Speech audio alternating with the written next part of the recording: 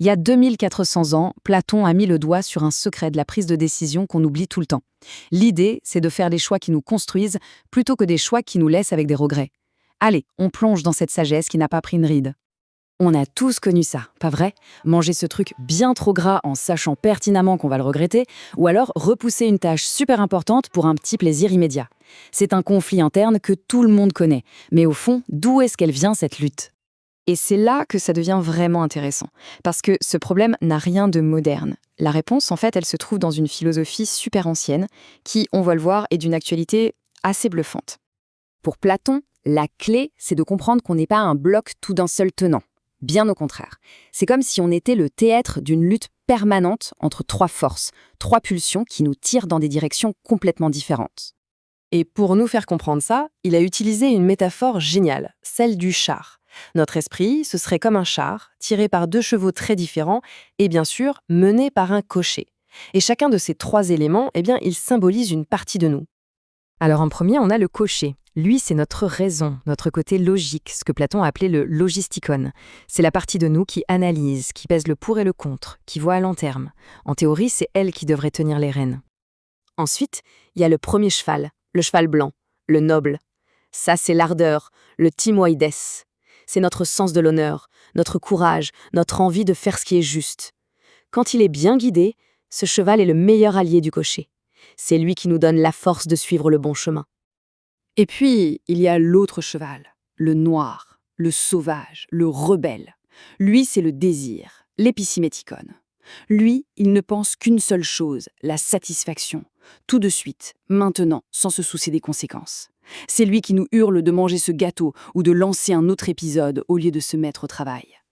Donc, le point crucial, il est là. Le but, ce n'est pas du tout de tuer le cheval sauvage, non. Le désir fait partie de nous, c'est un moteur. L'objectif, selon Platon, c'est de trouver une harmonie, un équilibre où le cocher, la raison, mène la danse, aidé par le cheval noble, pour guider le désir sans jamais le laisser prendre le contrôle total. Là, on pourrait se dire, c'est une jolie métaphore, c'est mignon, mais ça a 200-400 ans, quoi. Et pourtant, ce qui est absolument fascinant, c'est de voir à quel point cette vieille vision résonne avec ce que la science cognitive découvre aujourd'hui même. Il faut bien réaliser, Platon n'avait pas d'IRM, pas de scanner.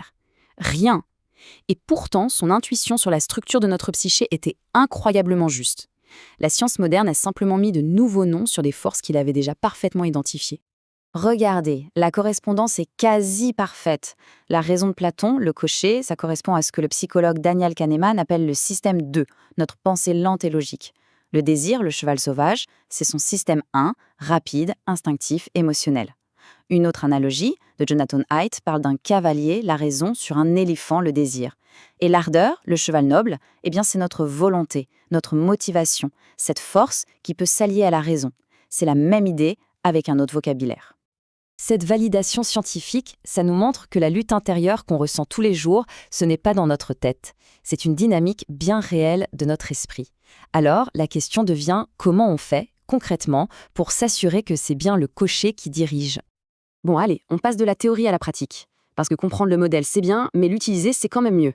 Voici un petit cadre tout simple, inspiré de Platon, pour nous aider à décider au quotidien. L'idée, c'est juste de prendre un temps de pause avant une décision un peu importante et de se poser 3 questions. Premièrement, est-ce que cette décision construit la personne que je veux devenir? Là, on donne la parole au cocher, à notre vision long terme. Deuxièmement, est-ce que ce choix serait toujours le bon sans le plaisir immédiat qu'il m'apporte? Ça, c'est pour démasquer l'influence du cheval sauvage.